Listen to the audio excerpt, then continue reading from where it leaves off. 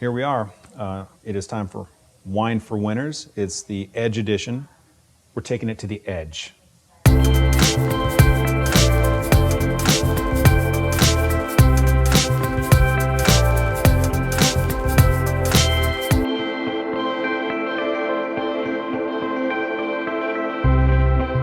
We are at Tolosa, which is in lovely Edna Valley. If only you could see the view that Dena and I see right now. Absolutely amazing. We are drinking the Marliane. The 2013 Marliane it is my wife's second favorite Pinot Noir that they make here. And I'm here with my good friend and your market trainer, Dena Jordan, talking about the Edge, sales methodology, the E, the D, the G, the E, engage, discover, guide, execute, and the need for a new sales methodology to keep up with the changing market conditions. And the reason why I'm really stoked on Edge methodology is because it's going to allow us to change with market conditions as they change. Dena, Edge. Let's just start off with the E in Edge. What does engage mean for you and mean to you?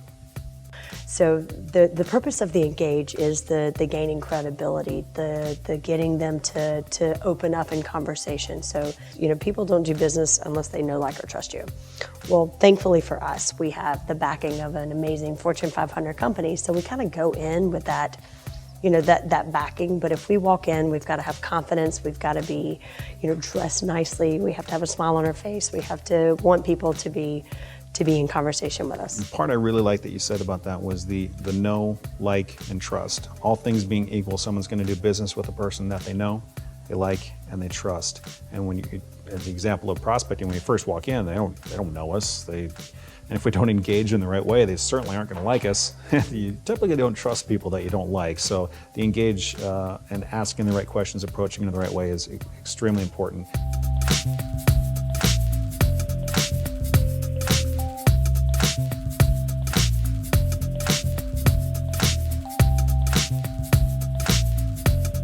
The D in Edge is moving from engage to discover.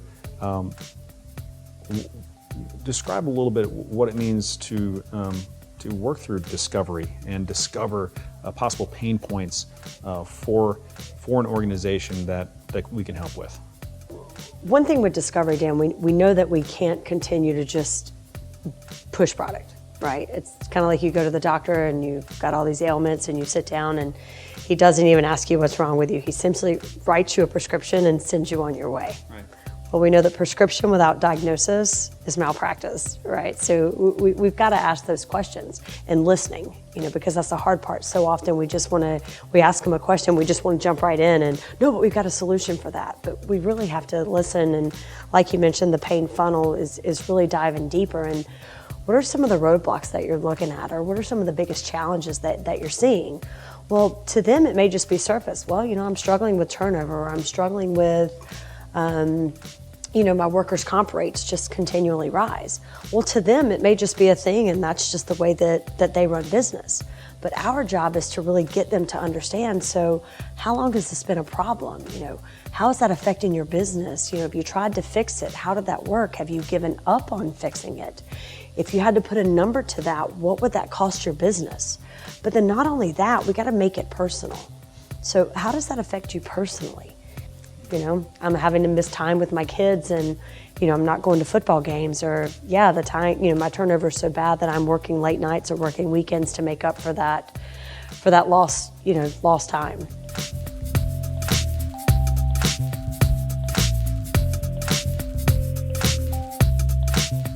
So we've engaged. We've asked the right kinds of questions in order to get them to know, like, maybe even begin to trust us.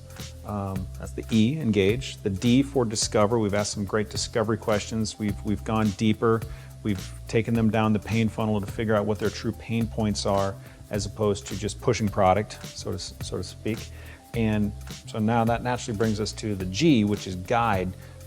Explain how we guide the conversation and the presentation in the direction that we need it to go. we have to set the right expectation. The right expectation is I need 1 day to see your employees. Some are going to want to go home and talk with their spouses, and that's okay. So I'll need a follow-up date for that. But getting that second date on the calendar. Because what happens is if we don't get that second date on the calendar and something comes up and that business owner wants to push it back, well, it's just 1 day. Whereas if I have the initial date, I have the follow-up date, I have the post-enrollment date, I have all these dates on the calendar, then, oh, well, Dan, yeah, we can push this date back, but then we've got to push back all those other dates. Oftentimes, they'll just say, oh, you're right, you know what, you're fine, just keep it, we'll work around it. And again, if we've really gotten one-on-one enrollment conditions, we're not disrupting their business anyway. So it's not that big of a deal.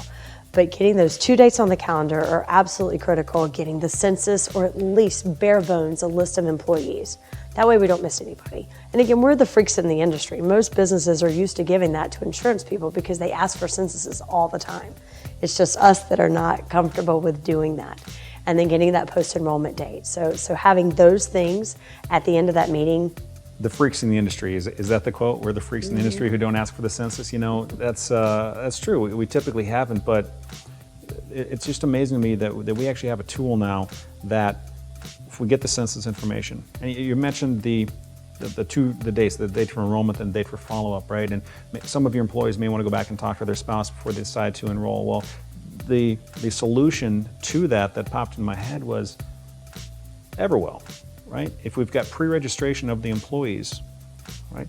They've had a chance to look at the videos with their spouse before the enrollment date. We can actually cut down on the amount of time it takes to sit down with the enrollment because they've already done some self-education, and we all know that the millennials out there are going to want to do some self-education just like they want self-service on their cell phone. That educational process can actually even begin prior to the enrollment. We've got the census data, we've got it loaded in there, we've got the pre-registration process. I mean, it's a solution that I think we really need to be using a lot more of. I mean, it's our cloud-based benefits administration tool. Tell me that's not a buzzword in the industry. So although we may be freaks, we got a freaky new way to do it. So thank you. Thank you for your take on the Aflac Edge sales methodology. Engage. Discover, guide, execute. That is taking it to the edge.